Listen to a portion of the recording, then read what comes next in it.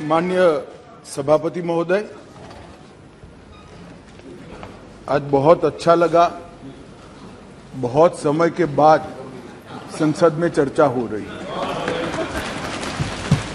चाहे किसी भी कारण से हो, चाहे जो भी मजबूरी हो, मगर जिस कारण के लिए, जिस काम के लिए संसद बना है, आज उसके मकसद को पूरा होते हुए देख रहे हैं। माननीय अध्यक्ष जी, आज जो बिल लेकर मैं सदन के सामने उपस्थित हुआ हूं, अधीर रंजन चौधरी से लेकर सुशील कुमार रिंकू तक 26 सांसदों ने इसमें हिस्सा लिया है। किसने पक्ष में बात करी, किसी ने विपक्ष में बात करी, किसी ने पार्टी लाइन पर बात करी, किसी ने अपने मन की बात करी, परंतु आज चर्चा हुई, इसका मुझे आनंद है।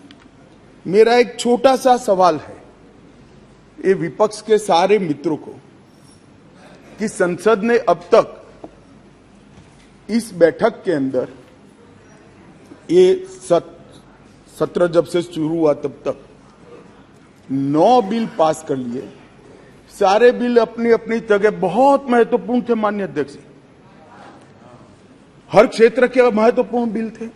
उसमें इन्होंने कहा पीएम आकर जवाब दे, पीएम आएंगे तभी संसद चलने लगे। आज क्या हो गया है? आज इस बिल में मैं तो स्वागत करता हूं आपने चर्चा की, मुझे कोई आपत्ति नहीं है, मैं तो चाहता हूं हर रोज ही आ जाइए, परंतु आज क्या हुआ है? क्या डेमोक्रेसी की चिंता है? तो डेमोक्रेसी की चिंता है तो हर एक बिल महत्वपूर्ण है, हर एक बिल महत्वपूर्ण है। क्या देश की चिंता है तो किसानों के लिए भी बिल आया, बाकी सारे विषय के लिए भी बिल आए, मगर कोई नहीं आया। साहब, ना डेमोक्रेसी की चिंता है, ना देश की चिंता है, ना जनता की चिंता है। अपने गठबंधन को बचाने के लिए सारे लोग यहां आए। और आज मुझे कह रहे थे कि भारत आपको देख रहा है। मैं बता रहा हूं कि भारत देख भी रहा है, देखना भी चाहिए। आपके दोहरे चरित्र को भारत देख रहा है। आपके लिए जनता के बिल महत्वपूर्ण नहीं है। हमारे गठबंधन से एक छोटी सी सुपारी जितनी पार्टी भागकर न चली जाए, इसका बहुत बड़ा महत्व है। आपकी प्रायोरिटी बड़ी स्पष्ट हो गई भाई, बहुत स्पष्ट आप लोगों ने ही कर दी। मैं तो कुछ बोला नहीं, चुपचाप सुनता रहा, सबको पढ़ा और सब बड़ी बड़ी दुहाइयां दे रहे थे। अरे भले आदमी, कोई तो सच बोल देता कि हम इसलिए आए हैं कि केजरीवाल जी हमारे गठबंधन से भाग न जाए। माननीय अध्यक्ष जी, खैर उनका जो कारण हो, मणिपुर उनका एब्सेंट रहने का कारण नहीं है। मैंने पहले दिन से यहां कहा है, जितनी लंबी चर्चा करनी हो मणिपुर पर सरकार चर्चा करने के लिए तैयार है। हर चीज का जवाब दिया जाएगा और मैं दूंगा जवाब, मैं दूंगा जवाब। माननीय अध्यक्ष जी, माननीय अध्यक्ष जी, उनको प्रॉब्लम एक ही है कि जनता के मन में भ्रांति खड़ी कर दी जाए। मैं उनको बताता हूं कि जनता है जो सब जानती है, कभी भ्रांति खड़ी नहीं होती है। आज आपने अपने आप को यहां पर एक्सपोज कर दिया है। माननीय अध्यक्ष जी, पूरी चर्चा को मैंने सुना। प्रेमचंद्रन जी से लेकर सारे लोग जो विषय पर बोले, मैंने ध्यान पूर्वक नोट भी पढ़े हैं, सुना भी है। माननीय अध्यक्ष जी, ये फिर से मैं एक बार कहता हूं कि सदन जनता को गुमराह करने की जगह नहीं है। सारे लोग राज्य के अधिकार, राज्य के अधिकार, राज्य के अधिकार कह रहे हैं। कौन से राज्य के? कौन से राज्य के? दिल्ली राज्य ही नहीं है, ये तो संघ प्रदेश है। और संघ प्रदेश में भी राजधानी क्षेत्र है, जो एक विशेष आर्टिकल के तहत बनाया गया। अनुच्छेद 239 से 242 तक दिल्ली के कामकाज करने के तरीके को संविधान ने स्वीकार किया। हम तो संविधान संशोधन लेकर नहीं लाए थे, आप ही आए थे। 69वां संविधान संशोधन आप लेकर आए थे, आपने ही अधिकार नहीं दिए थे। अधिकार उसके तहत अनुच्छेद 239A3B के तहत संसद को दिल्ली संघ राज्य क्षेत्र या उसके किसी भी भाग के लिए, उसके संबंधित किसी भी विषय के लिए कानून बनाने का पूर्ण अधिकार है। मैं फिर भी आज मैं समझता हूं कि आप लोग समझकर ही बोले होंगे, समझते हैं, मगर पॉलिटिकली बोले होंगे, मगर मैं ऐसा समझकर बोलता हूं कि आप नहीं समझे होंगे। तो राज्य और केंद्र शासित प्रदेश और राजधानी क्षेत्र, ये संविधान में अलग अलग एंटिटी है। अब राज्य की दुहाई, अभी किसी सदस्य ने कहा कल को आप किसी भी राज्य से, भाई नहीं हो सकता। राज्य के काम में दखल नहीं हो सकती। यहां दखल इसलिए कर सकती है संसद क्योंकि 239A3B के अंदर इस संसद को आपकी पार्टी जब सत्ता में थी तब अधिकार दिया हुआ है। और अभी किसी को लगता है मेरे अधिकार कम है, तो चुनाव लड़ने से पहले आर्टिकल 239A3B पढ़ना चाहिए था। अब पढ़े नहीं, लड़ लिए और कहते मेरे अधिकार कम है। मैं देश की जनता को, दिल्ली की जनता को, सारे विपक्षी दलों को इतना ही कहना चाहता हूं, साहब 1993 में राज्य बना, 93 से 15 तक इसी नियमों के अनुसार उस वक्त भी सर्विस केंद्र सरकार के हाथ में ही थी। सुप्रीम कोर्ट ने एक इंटरप्रिटेशन किया और इंटरप्रिटेशन कर ये भी कहा कि अगर आपको सर्विस हाथ में लेनी है तो कानून बनाना पड़ेगा, जो अभी हम कर रहे हैं। तो 93 से लेकर 2015 तक किसी भी मुख्यमंत्री को कभी भी झगड़ा नहीं हुआ। आप भी आए, हम भी आए, ऊपर हम भी थे, आप भी थे, क्योंकि झगड़ा इसलिए नहीं हुआ कि जो भी आए, मैं तो आपके वखान कर रहा हूं, अधीर रंजन जी समझिए, चाहे कांग्रेस हो या बीजेपी, जो भी आए उनका मकसद दिल्ली की जनता की सेवा करना था। अगर सेवा करनी है तो झगड़ा करने की जरूरत नहीं, मगर अधिकार चाहिए तो झगड़ा करने, और झगड़ा करने का स्वभाव ही हो तो क्या कर सकते हैं। हम तो रिसीविंग एंड पर है, भाई झगड़ लो, अब क्या कर सकते हो। आप दिल्ली की जनता ने आपको चुना है, आप झगड़ा करना चाहते हो। और रूल्स बनाने के पावर के बारे में किसी सदस्य ने कहा, मैं इतना ही कहना चाहता हूं कि रूल्स बनाने के अधिकार, जो एक्ट बनाने का जिसके पास अधिकार है उसी के पास रूल्स बनाने के अधिकार रहते हैं। एक्ट बनाने का अधिकार भारत सरकार को है, तो एक्ट के रूल बनाने का अधिकार, ये बेसिक समझ का विषय है। कैबिनेट नोट का सवाल किया, इसमें भी आप इसको गलत भ्रांति खड़ी कर रहे हो। आप ध्यान से पढ़ लीजिएगा, कैबिनेट नोट आज भी कोई भी राज्य हो, आप लोग की कई राज्यों में सरकार है, वहां कैबिनेट नोट कैबिनेट सचिव की साइन से ही कैबिनेट में जाती है। फाइल पर मंत्री की अप्रूवल होती है। यहां पर क्या होता था, जब घपले घोटाले वाली कैबिनेट नोट हो, सचिव के पास जाती ही नहीं थी, मुख्य सचिव के पास जाती ही नहीं थी। मंत्री के सिग्नेचर से पहली बार मैंने इतने लंबे सार्वजनिक जीवन में, माननीय अध्यक्ष जी, कोई कैबिनेट नोट गई है ऐसा सुना है। मंत्री के सिग्नेचर से कभी नहीं जाती, इसलिए रूल्स बनाने पड़े हैं भाई। रूल्स इसलिए बनाने पड़े हैं कि रूल्स के हिसाब से नहीं चलता था, रूल्स के हिसाब से चले, उसके लिए ये रूल्स बनाने पड़े हैं। माननीय अध्यक्ष जी, मैं फिर से एक बार दिल्ली का इतिहास जरूर बताना चाहूंगा। माननीय अध्यक्ष जी, 1953 में फजल अली कमीशन का गठन हुआ। उसने अपना प्रतिवेदन 1955 में दिया। उसके पहले पट्टाभी सीतारामैया की कमेटी बनी। उसके बाद 56 में संविधान संशोधन कर यूनियन टेरिटरी की अवधारणा आई। इसके साथ साथ दिल्ली म्युनिसिपल कॉरपोरेशन एक्ट 57 नगर नियम अधिनियम लागू कर दिया गया।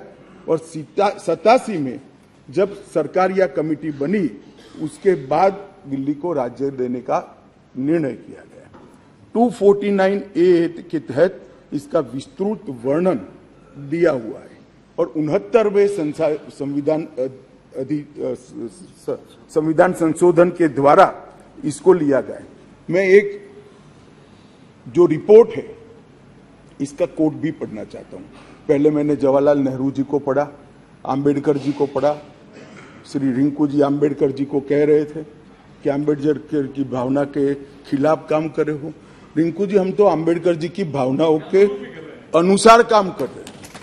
आम्बेडकर जी ने कहा था कि केंद्र के तहत रहना चाहिए, और माननीय अध्यक्ष जी बालकृष्ण रिपोर्ट में साफ शब्दों में कहा, मैं कोट अनकोट कहता हूं, दिल्ली की कार्यप्रणाली और सेवा प्रणाली, कार्यप्रणाली और सेवा प्रणाली केंद्र सरकार के अधीन होनी चाहिए। संविधान में संशोधन के दौरान तत्कालीन गृह मंत्री ने भी अपने वक्तव्य में ये बात को, रिपोर्ट को कोट किया, और उन्होंने कहा कि बालकृष्ण समिति ने पूरे विश्व की राजधानियों की कार्यप्रणाली और सेवा प्रणालियों का अध्ययन करके ये प्रस्तुत किया है, जिसका हम पालन कर रहे हैं।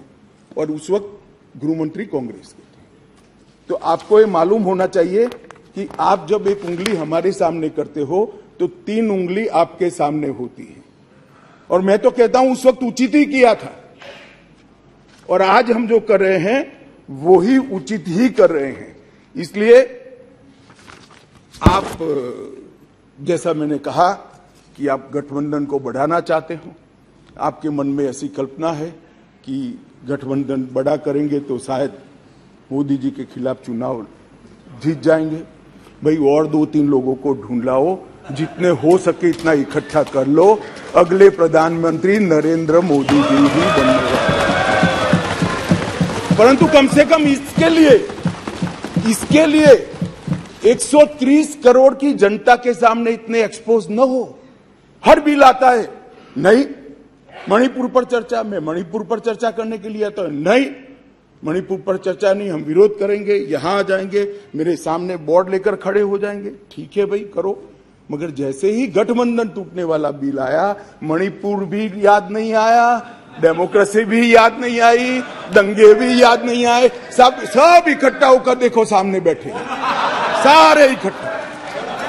और 130 करोड़ की जनता को बताते हैं हमें मणिपुर की चिंता नहीं है, हमें चुनाव की चिंता है, हमें डेमोक्रेसी की चिंता नहीं है, हमें चुनाव की चिंता है, हमारी पार्टी के कोई सिद्धांत नहीं है, केवल और केवल राजनीति में, चुनाव जीतने के लिए राजनीति में है।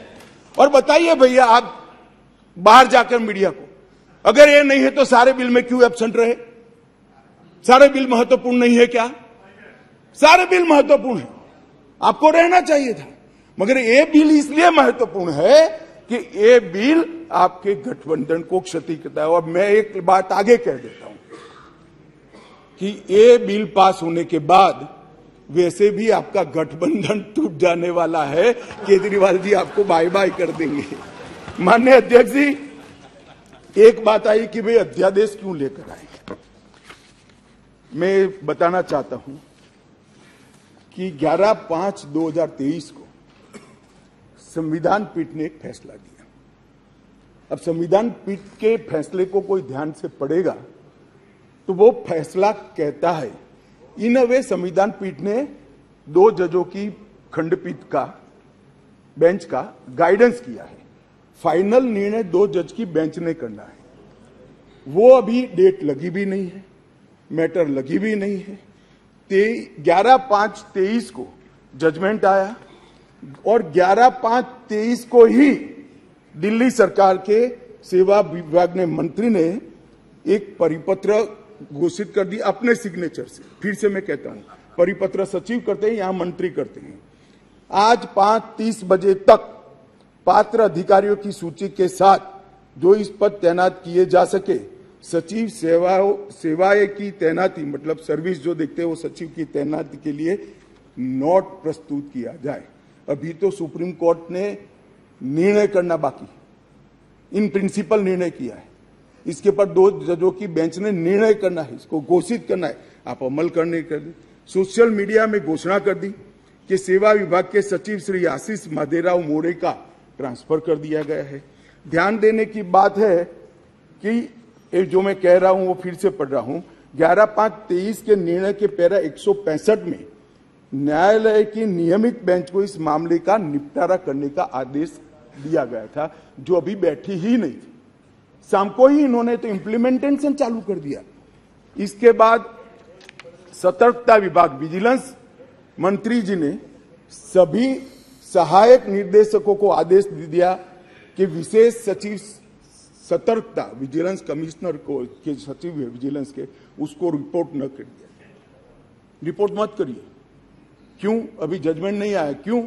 क्योंकि अब कारण कहता हूं इसलिए न करना का किया जाए। इसके बहुत सारे कारण हैं, मैं बताता हूं। मित्रों, माननीय अध्यक्ष जी, दिल्ली के सतर्कता विभाग को सबसे पहले क्यों निशाना बना गया? अगर सेवा के अधिकार मिल गए, चलो मैं एक मिनट के लिए मान लेता हूं मिल गए, तो सबसे पहले कोई क्या करेगा? रोड एंड बिल्डिंग की चिंता करेगा, पीने की पानी की चिंता करेगा, साफ सफाई की चिंता करेगा, आरोग्य की चिंता करेगा। इन्होंने विजिलेंस की चिंता करी। बोलो, प्रायोरिटी को देखिए साहब, इनके साथी की विजिलेंस की चिंता करी। भला विजिलेंस की चिंता क्यों करी? इससे दिल्ली की जनता का क्या भला होने वाले था? मैं बताता हूं। क्योंकि विजिलेंस विभाग को इसलिए निशाना बना गया, माननीय अध्यक्ष जी, कि इसमें बहुत सारी संवेदनशील फाइलें बंद पड़ी थी। कौन सी फाइलें थी? कौन सी फाइलें थी? जरा आप ध्यान से सुनना भाई। जिसके बारे में बड़े बड़े आवाज से आर्गुमेंट्स कर रहे थे, उनका एक्ट सुनना। आबकारी घोटाले के संबंधित फाइल, शराब की आबकारी घोटाले की फाइल, न्यायालय द्वारा जो आदेश किया था, इसका ओपिनियन जो देना था, वो फाइल विजिलेंस डिपार्टमेंट में थी, जिसके तहत उनके पूर्व डेप्यूटी चीफ मिनिस्टर जेल में बैठे हैं। अब वो फाइल कैसे इनके हाथ में दे? मुख्यमंत्री के नए बंगले के निर्माण पर अवैध रूप से हुए खर्चे के संबंधित फाइल, जिसमें स्वयं मुख्यमंत्री फंसते हैं। शीश महल की फाइल दिल्ली सरकार द्वारा उनकी पॉलिटिकल पार्टी ने उसके प्रचार के लिए, सरकार के नहीं, पार्टी के प्रचार के लिए 90 करोड़ रुपया खर्च कर दिया। कोर्ट ने ऑर्डर किया कि वो 90 करोड़ रुपया पार्टी के खजाने से दिल्ली सरकार में भरा जाए। इसकी जांच की फाइल भी ये सतर्कता विभाग में थी। माननीय अध्यक्ष जी, एक फीडबैक यूनिट बना दिया। अब आप संविधान की दुहाई दे रहे हो, ये एक्ट सुधारने के पहले भी लॉ एंड ऑर्डर इनके पास नहीं है, तो उनके पास खुफिया विभाग नहीं हो सकता। उन्होंने फीडबैक यूनिट के नाम से करोड़ों रुपए का खर्च कर एक स्वतंत्र गैरकानूनी खुफिया विभाग खड़ा कर दिया। अब इसकी भी जांच चालू हो गई। वो फाइल भी विजिलेंस में थी। BSES जो बिजली सप्लाई करने वाली कंपनी है और BYPL कंपनियों का 21,000 करोड़ का बकाया था, फिर भी एक इंडस्ट्री को और रुपया दे दिया। उनको 21,000 करोड़ लेना है, वो साइड में रहा और दूसरा पेमेंट कर दिया। इसका भी विजिलेंस में इंक्वायरी चल रहा है। अब ये सारी फाइलों के लिए माननीय अध्यक्ष जी, सतर्कता विभाग को निशाना बना दिया। और ये हमारे दल, मैं तो नहीं मानता सारे दल इसका समर्थन करते होंगे ऐसे काम की, मगर गठबंधन की एक मजबूरी है, इसलिए सारे दल ये सतर्कता विभाग के साथ आज आप पार्टी के साथ जुड़ गए। माननीय अध्यक्ष जी, माननीय अध्यक्ष जी, एक कहा कि भाई सत्र बुलाने का। माननीय अध्यक्ष जी, सभी दलों की कहीं ना कहीं पार्टियां रही। मैं इनको ये कहना चाहता हूं कि आपने असेंबली, एक भी असेंबली ऐसी दिखी है जिसका सत्र अवसान ही न हो? माननीय अध्यक्ष जी, सत्र आहूत होता है, आप सत्र अवसान यहां करते हो, राष्ट्रपति महोदया साइन करती है, सत्र का अवसान होता है, नए सत्र का फिर से आहूत किया जाए। एक असेंबली देश में ऐसी है दिल्ली संघ राज्य क्षेत्र की, जिसका सत्र अवसान ही नहीं होता है, चालू ही रहती है। और जब भी पॉलिटिकल भाषण देना है, रिस्पॉन्सिबिलिटी से भागना है, सदन के विशेषाधिकार का उपयोग करना है, किसी को गाली गलौज करना है, तो आधे दिन का सत्र बुलाकर गाली बोलकर फिर से सत्र निलंबित कर देते हैं। सत्र का अवसान ही नहीं होता है। माननीय अध्यक्ष, ऐसी कोई सरकार देखी है आपने? मैं इसलिए कह रहा हूं, इनको बताता हूं आप किसका समर्थन कर रहे हो, किस व्यवस्था का समर्थन कर रहे हो माननीय अध्यक्ष जी। और देश की जनता को यह सब मालूम है। और एक कैबिनेट के अधिकारों की बात कर रहे हैं, असेंबली के अधिकारों की बात कर रहे हैं। 2020 में दिल्ली विधानसभा का एक ही सत्र बुलाया गया, बजट सत्र, जिसमें 5 बैठकें हुई, 2 दिन का, जो मजबूरी है, बजट पारित कराना है। 21 में भी एक ही सत्र बुलाया गया, बजट सत्र, जिसमें 3 दिन की बैठक करी, चार बैठकें करी। वो बजट सत्र था, मजबूरी है। 2022 में एक ही सत्र बुलाया गया, बजट सत्र, क्योंकि मजबूरी है, बजट पारित करना है। और 2023 में भी एक सत्र बुलाया गया, बजट सत्र। इसके अलावा विधानसभा ही नहीं बुलाई माननीय अध्यक्ष जी। अरे विधानसभा के अधिकारों की हमारे विपक्षी दल के मित्र, कौन से अधिकार भाई? विधानसभा बुलानी है नहीं है? ओवैसी जी आप मुगालते में हैं, आप मुगालते में है, विधानसभा बुलानी ही नहीं है।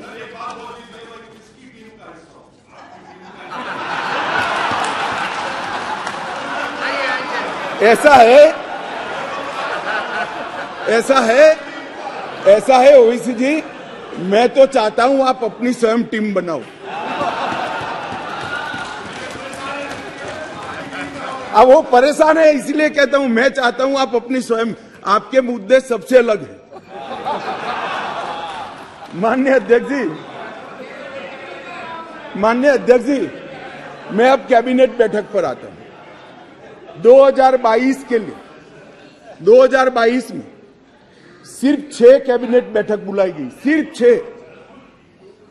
6 ही बैठक पूरे साल में। इसमें से 3 बैठक बजट संबंधी थी और 1 बैठक एक कंपनी को फायदा करने के लिए बुलाई गई। तो एक्चुअल में देखे तो 2 बैठक बुलाई गई। माननीय अध्यक्ष जी, 2023 में 2 ही बैठक अब तक बुलाई गई है, दोनों बैठक बजट के लिए। अब ये कैबिनेट की बात कर रहे हैं भैया, कैबिनेट बुलाते नहीं है, वही तकलीफ है दिल्ली की जनता को। ये तो बुलाते ही नहीं कैबिनेट। हम तो चाहते हैं कैबिनेट बुलाया जाए। अब किसका समर्थन कर रहे हो? गठबंधन करना चाहिए, सबको जोड़ना चाहिए, हम भी चलाते हैं, मगर ऐसे एक भी बिल में चर्चा नहीं करना और इसमें खड़े हो जाना। माननीय अध्यक्ष जी, शॉपिंग फेस्टिवल आयोजित करने के लिए विज्ञापन के नाम पर करोड़ों रुपया खर्च कर दिए। इसमें भी कोर्ट ने स्ट्रिक्चर किया। केग का रिपोर्ट 2 साल से सदन में नहीं रखते हैं, संवैधानिक प्रोविजन है। आप हमें संविधान सिखाते हो, जरा आपके साथी को सिखा दो कि केग के रिपोर्ट को आप छुपा नहीं सकते हो। 2 साल से साहब केग का रिपोर्ट नहीं छुपा, सदन के पटल पर नहीं रखते। बोलो क्या ये संवैधानिक प्रावधान है? माननीय अध्यक्ष जी, RRTS, AIIMS, UER, IIT Delhi, इस जैसी संस्थाओं के 13 परमिशन वहां लंबित है, नहीं देते हैं। उनको डर है कि ये सब होगा तो मोदी जी बड़े लोकप्रिय हो जाएंगे। मैं इनकी सरकार चलाने का तरीका बताता हूं माननीय अध्यक्ष जी। 5G टेक्नोलॉजी लाने के लिए 2016 के एक अधिनियम बनाए। देश के सारे राज्यों ने, इवन DMK ने भी इसको एक्सेप्ट कर लिया, परंतु दिल्ली नहीं करता है क्योंकि उनको विकास से कोई सरोकार नहीं है। माननीय अध्यक्ष जी, 2013 से जो सिविल सर्विस बोर्ड की हमने रचना की, इसको लेकर ये आगे गए। माननीय अध्यक्ष जी, मैं सदन के सामने और आपके माध्यम से देश की जनता को बड़ी विनम्रता के साथ कहना चाहता हूं कि ये अध्यादेश और बाद में अब जो बिल में कन्वर्ट हो रहा है, वो विधेयक लेकर मैं आया हूं, ये संपूर्णतया संविधान सम्मत है और केवल दिल्ली की जनता के कल्याण के उद्देश्य से बनाया गया है। हमारा कोई राजनीतिक उद्देश्य इसके लिए नहीं है। माननीय अध्यक्ष जी, मैं थोड़ा बात क्लियर कर दिया, उनको लगा 2G बोला, 5G बोला, 5G बोला। मारन जी पूछ रहे हैं, वहां पूछ। माननीय अध्यक्ष जी,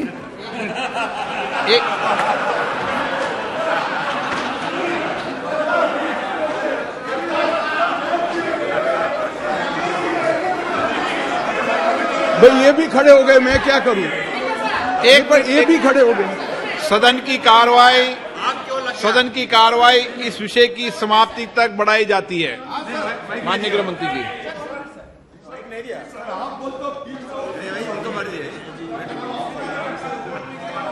मैं क्या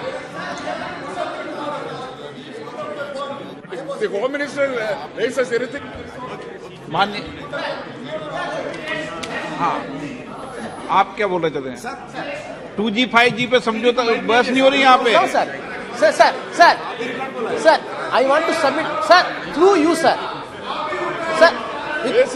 Through you, sir, I want to submit one thing before the House and the Honorable Home Minister and other members of the Parliament in the other side, adversary benches.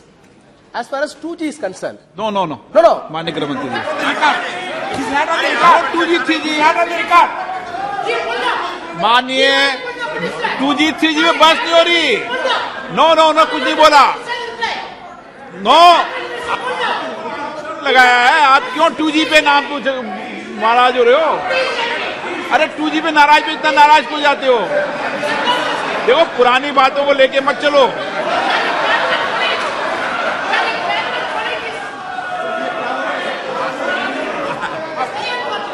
वो 2G अध्यक्ष जी रिकॉर्ड पर नहीं है, बता दीजिए इनको। देखिए वो रिकॉर्ड पे नहीं है, आप क्यों रिकॉर्ड पे लाना चाहते हो बात? अरे ऑनरेबल मेंबर वो रिकॉर्ड में नहीं है, आप क्यों रिकॉर्ड में लाना चाहते हो बात? ऑनरेबल मेंबर वो रिकॉर्ड में नहीं है। Okay, no record. ओके, माननीय गृह मंत्री जी।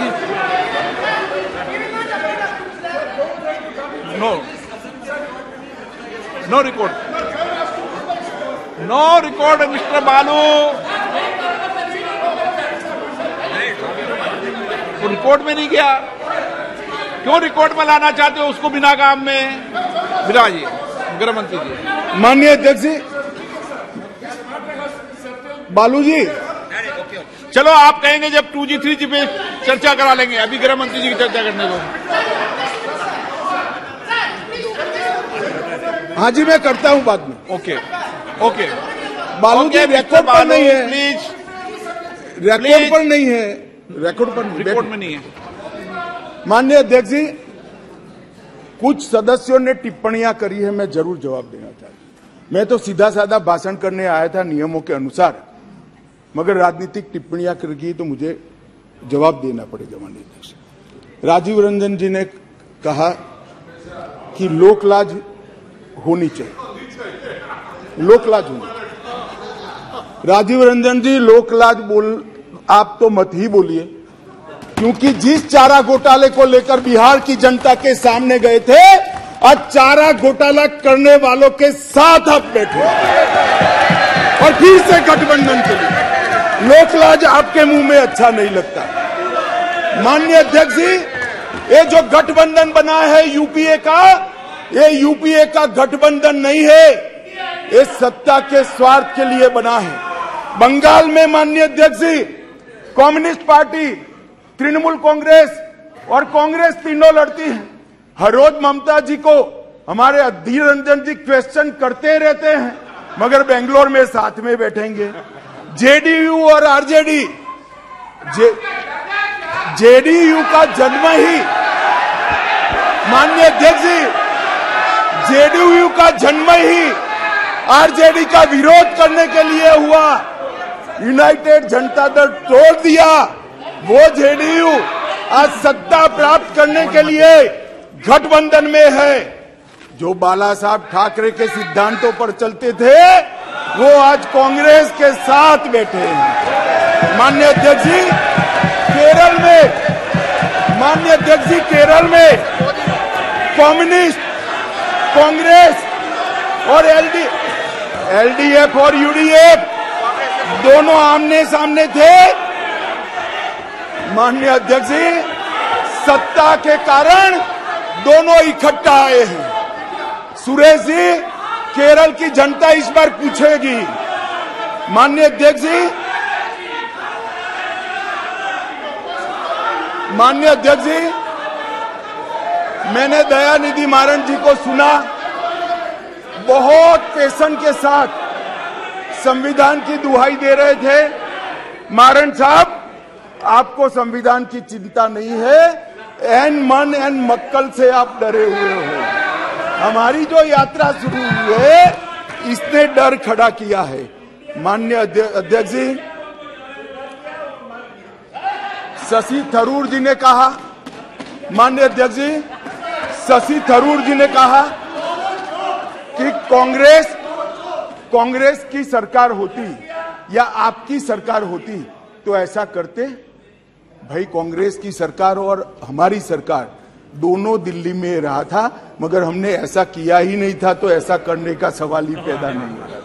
बहुत अच्छे तरीके से चलता था, कोई झगड़ा नहीं था। माननीय अध्यक्ष जी, मैं अंत में इतना ही कहना चाहता हूं, अभी भी समय है, वोटिंग बाकी है, यही समय है, सही समय है। विचार बदलिए, जनता देख रही है, जनता सब कुछ जानती है कि 9 बिलों में उपस्थित न रहने वाला समूचा विपक्ष आज गठबंधन बजाने के लिए अखाड़े में उतर गया।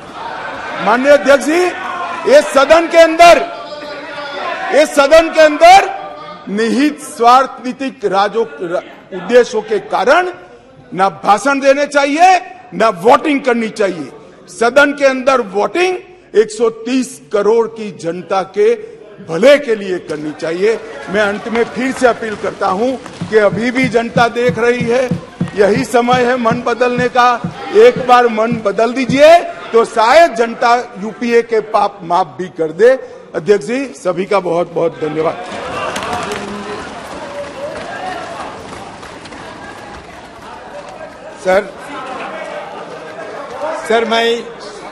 सर मैं स्पष्ट रूप से ये कहना चाहते हैं, शुरू में भी कहा था हम लोग कि ये अध्यादेश लाकर केंद्र ने संवैधानिक सिद्धांतों का उल्लंघन किया है और निर्वाचित सरकार के अधिकारों को हड़पने की कोशिश की है। ये संघवाद की बुनियादी सिद्धांतों को कमजोर करता है। सुप्रीम कोर्ट की संवैधानिक पीठ ने 11 मई को दिल्ली सरकार को जो अधिकार सौंपे थे, जिसके बाद केंद्र सरकार ने अध्यादेश लाकर कोर्ट का फैसला पलट दिया है। सर, यही हमारा मोटा मोटी यही हमारा ये सरकार के खिलाफ प्रश्न है कि सर एक मिनट, नहीं हुआ, ये कब बोलने दीजिए सर। आपने बोल तो लिया, क्या बोला था? नहीं, ये तो रेस्पॉन्ड करने का अधिकार है सर, ये रेस्पॉन्ड करने का अधिकार है। सर एक मिनट, अमित शाह जी, आप इतने सारे हमें भाषण सुनाया, ये लगा कि आप चुनावी मोड में आ गए। मुझे ऐसा उम्मीद थी कि कम से कम आज की तारीख में जब मणिपुर की बात आपने जिक्र किया तो कम से कम सुप्रीम कोर्ट मणिपुर के मुद्दे में क्या टिप्पणी की। सुप्रीम कोर्ट कहते हैं कि मणिपुर में सरकार नहीं है, पुलिस नहीं है, कोई शासन नहीं है। विषय पर बात कीजिए सर। संकल्प के समय जब आप